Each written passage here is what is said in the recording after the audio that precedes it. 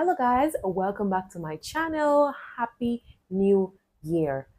Oof. How was your festive celebration? How was the Christmas celebration? How was your New Year celebration? I know many people actually worked into the New Year, while some people actually worked some during holidays, right? But then I kind of feel like the New Year gives you time to like reflect. Everybody wants to do New Year, new me. Everybody wants to be like turn new leaf and all of that. It's actually not bad, but I kind of feel like it shouldn't be just all talk. It should be talk and action. So yeah, I'm going to be telling you things I believe should be thrown out with the last year or the past year, and things that should be embraced, you know, in this new year. So just sit back, relax, and enjoy. Now, the first point is going to be procrastination. I believe procrastination is a thief of time. And that's because every time you set your mind on doing something and then you're like, okay, I'm going to do this by 12 o'clock, then 12 o'clock is here, and then you move it to 1, and then you move it to 2, and then you move it to 3 p.m. Before you realize it, it's going to be 7 p.m. And before you'll be like, okay, you know what? I'm just going to do it the next day. The more you think about it, the more you see that you actually would not get anything done. Think about it, reflect. You literally did that a lot in 2024, right? I am also guilty of this, trust me, because there are things I know that I could have done faster or quicker and maybe more efficiently. But then because I kept procrastinating, I wasn't able to do them. And when I finally got to doing them, I literally rushed, right? So I kind of feel like most of the time I usually kick myself because I mean, why did I wait last minute? Although there are some people who like to do things last minute and do them very well, I kind of feel like I'm not one of them. So I believe that procrastination is a thief of time, and it's better for you to get things done fast and quicker. That way you even get a better result. Now, instead of procrastinating, why don't you set goals? Set realistic goals. Set goals that you know that you'll be able to easily achieve. Now, you don't have to set goals that are unrealistic. For instance, you are looking at maybe learning a skill. For instance, if you want to set a goal and say, okay, I'm going to be reading for 2 hours every day, it's better for you to set an alarm, set a goal, and say, okay, by that 2 o'clock every day, at least I'll try to do it. Now, you might not get it done by 2 p.m. Sorry, you might not get it done 7 days a week, but at least the fact that you try, you are doing things that you know that you will be able to do. Before you know, you would have achieved it, and before you know, you would have finished that course that you were actually looking at, finishing. So instead of procrastinating, just set realistic goals, right? Right. The second point I believe you should with throw away with 2024 should be the fear of failure. Now, you shouldn't be afraid to fail, and that's because failures should be seen as lessons and not setback. Of course, it's totally normal. I mean, we're humans. We don't want to fail because we think, oh my goodness, the fear of the unknown. I don't want to fail. What if they laugh at me and all of that? But you should look at it as a a stepping stone. Now, I use myself as an for example. I'm a hairstylist, and I just added YouTuber to my belt, right? Before I became a professional hairstylist, usually I know how to make my hair. I know what to do. I know how to, like, every time I go out, people always say, "Oh my goodness, I love the way you styled your hair and all of that." But I kept saying, "When am I going to start my business? When am I going to start my business? When am I going to start my business?" And before you know it, I actually started my business while I was in school, and I'm very glad I did because it paved way to a lot of things. I mean, I got better, I got more experience, and with time, with each passing year, I realized that I just got better and better and better. Now to YouTube, I opened to YouTube in 2015, and I kept thinking, what would be my niche? What would be my content point? What would I be posting? I didn't know what to post, but even though I literally just started posting very well in September last year, I have seen a significant increase. I just have a few subscribers now, but I know that with time, I am going to grow. Now, I was able to grow my TikTok platform from it being like 100 to like 6,000 in a very short period of time, and that's because I put my mind to it, and I wasn't afraid to fail. Now, instead of being afraid to fail, why not set a vision board, for instance? You can, if you don't know how to set a vision board, drop a comment in the comment section and then I'll show you how to do that. However, if you think vision board is going to be like a long shot, you can actually just make a note, write it down, things that you know that will be realistic enough for you. If you want to say, okay, learn a skill, start a business, improve in my makeup, just write something, things that you know that you can easily do. Set a vision board, and you can put them in each quarter, like there are, you can either say there are 4 quarters in a year or 3 quarters. That's, if there are 4 quarters, that's like January, February, March, April, May, June, July, August, three, three, three, like that. And then before you know it, with each vision, everything on your vision board, once you achieve it, you tick on it, and before you know it, you've done a lot, right? Right. Now, the third point on my list of things to actually throw out with 2024 will be toxic relationships. Guys, this can be some sort of a sensitive topic to some people, and that's because you know the toxic relationship that you're in. Sometimes it could be family, sometimes it could be friends, sometimes it could be a romantic relationship you have, it could be just any kind of relationship, or like toxic relationships in general.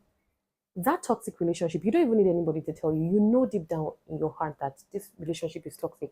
Like I said, it could actually be family members. If you're with family members who do not cheer you on, if you're with family members who would always look down on you, if you're with family members who would always talk down on you, or not, encourage you, especially when you're down, or anytime you have any sort of idea and you want to talk to somebody, and you know that this particular family member would always just look for the most ridiculous thing to say. My sister, my brother, trust me, you should let go of such a person. Because this mantra I always keep to myself, which is the fact that if you are not happy, you cannot make the next person happy. The next person cannot be happy. You are the one who can make yourself happy.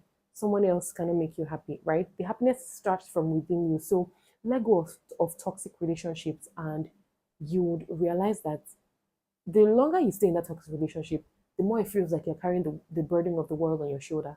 The easier and or the quicker you let go of that toxic relationship, the more pressure would be off your shoulders. Trust me.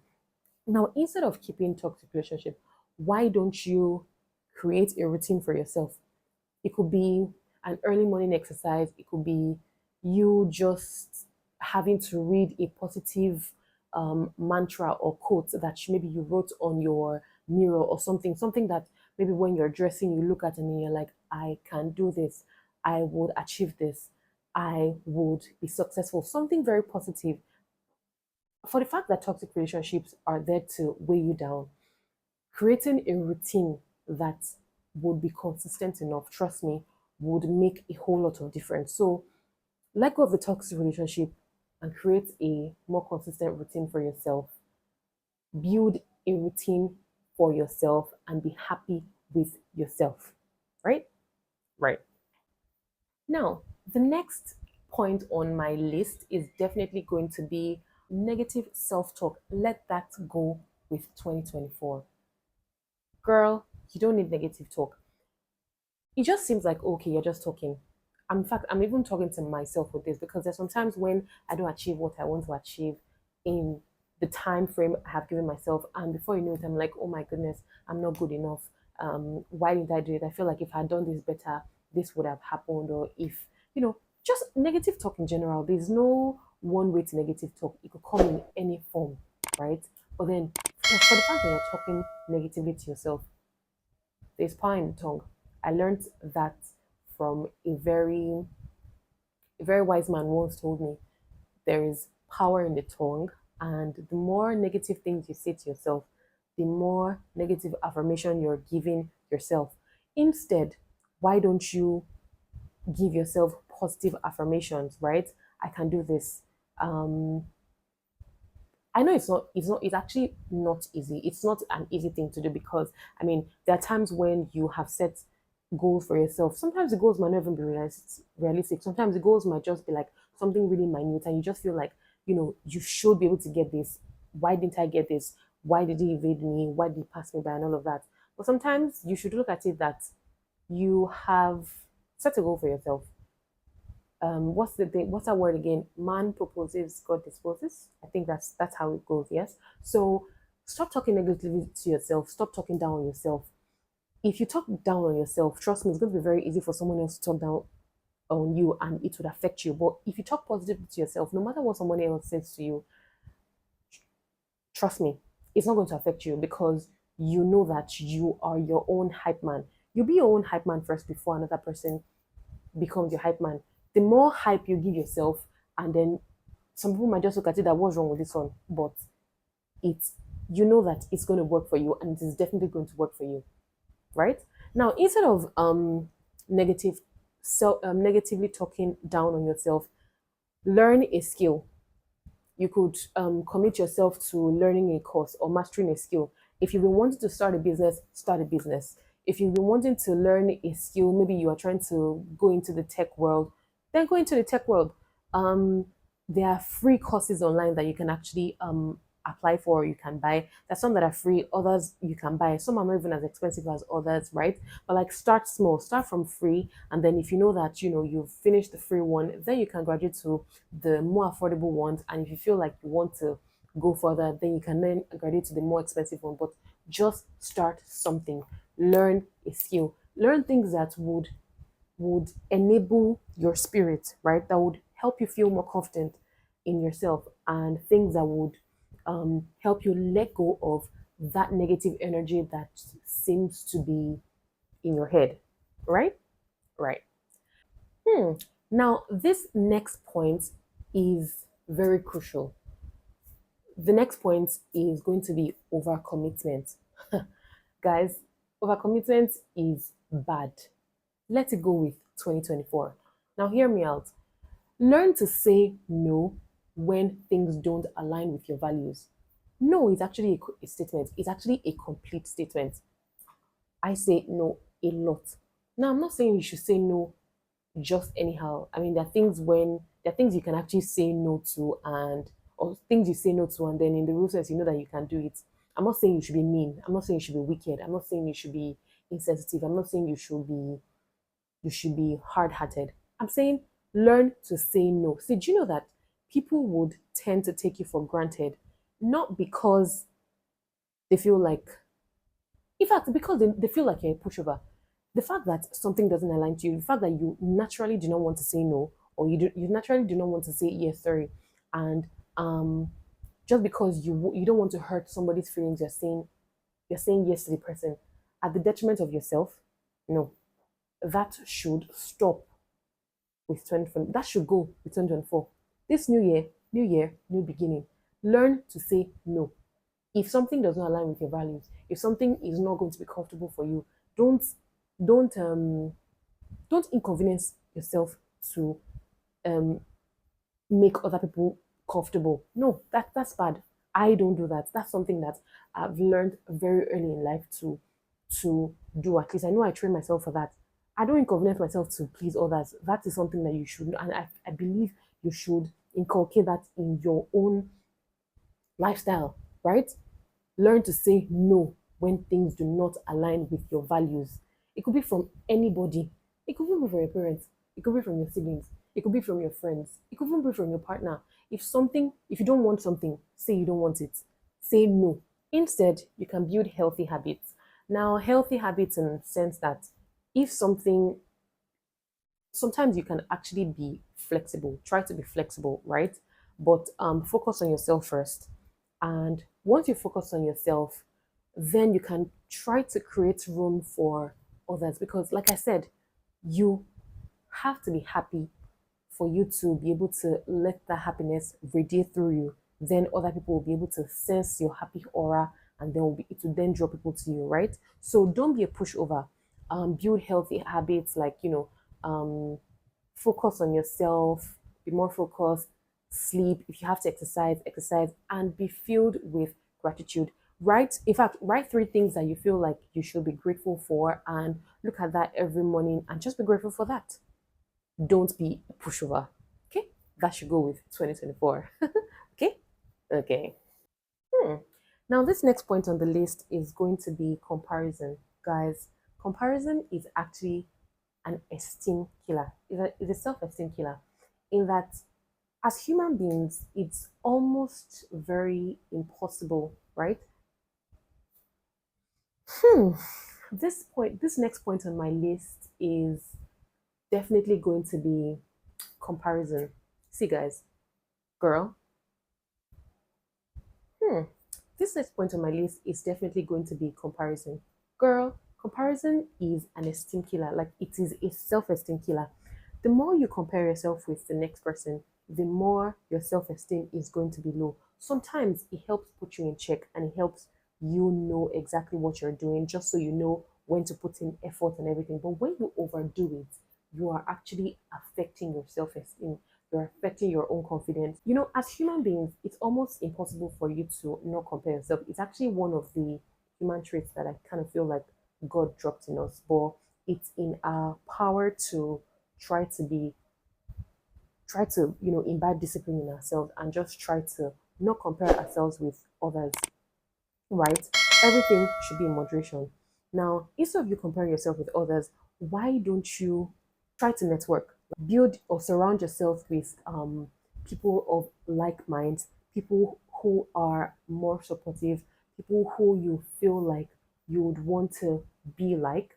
Now, not be like that in the sense of copying them. No, people who you believe you'd want to like walk in a similar path like that. You could actually get a mentor if you feel like that's going to help you. But like, just network, try to network and surround yourself with who people of like minds, right? Networking is key.